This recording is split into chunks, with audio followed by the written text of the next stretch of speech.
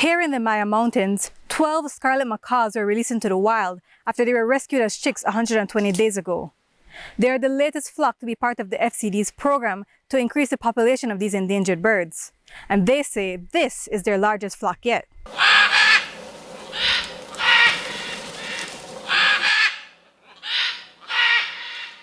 This year, our efforts was a little bit more.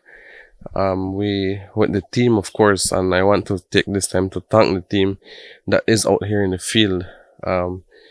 They are the ones that take it more as a passion to be out there and discovering areas that are far beyond areas that we ever reached.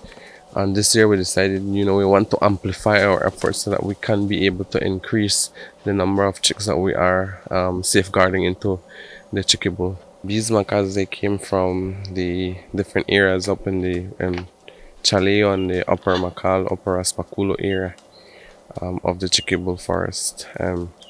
These macaws, they are rescue macaws, chicks. Some of them are third chicks, in which macaws usually they would hatch 2 chicks and then be able to raise them. But if a third chick hatches, then they would usually let it starve. The weakest usually starves to death. And then we take that third chick and bring it to the lab, raise it, and then soft release it into the wild. Some of them are also rescued from areas that we know are known areas to be poached. So before the poachers get to them, we extract them, and then we bring them to the lab. And following a lot of protocols, of course, then we do raise them and then release them into the wild. This is the Soft Release Program's 10th year, and FCD's executive director told us that a major part of what makes it successful is limiting the number of human interactions the birds receive. We try to limit as much in terms of the engagement with humans. So technically, they are supposed to be as wild as in the normal scenario back in the jungle. So we would limit the approach that we have in terms of being with the birds. Once they are brought here, though, it's the limited amount of people that go into the cage and be able to provide for them. So we provide the feeding for the birds, the care for the birds in terms of the vet services. And after a time period, then they are released.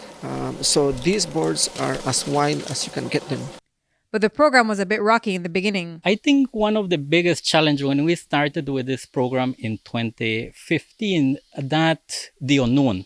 No, a lot of noise around that we were having Scarlet Macaws in captivity, that we would not be successful. And so that unknown, I think, was the biggest challenge. But over the years, an exchange of experiences with different groups working with the species, I think the word is there, and stakeholders have started to realize that, yeah, we can be successful. The first year, 2015, we extracted the birds, too small, eyes were still closed, and we kept them alive because it was the first year and we were afraid that if we release them after 120 days they will die. So we kept them a little longer, but they got a little bit more used to being around with humans, and that's something that we change in the consecutive years that we have, and FCD has been doing this work.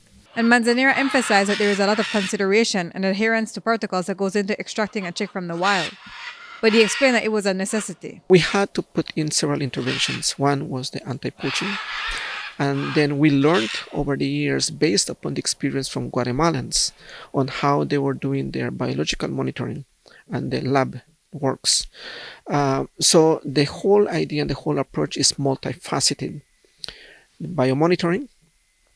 Then we have the lab, where those parrots that are at high risk of being stolen, then they are brought here.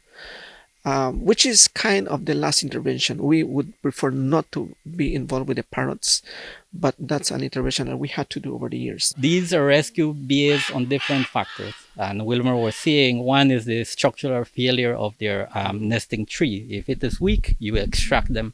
If it is a third chick, if it has health issues, if it is at risk of being poached. So all of these factors lead to the decision, and that's the last decision you want to do in the conservation of a species. And over time, these newly freed Scarlet Macaws would stretch their wings and slowly branch out further into the wild. Courtney Menzies, 7 News.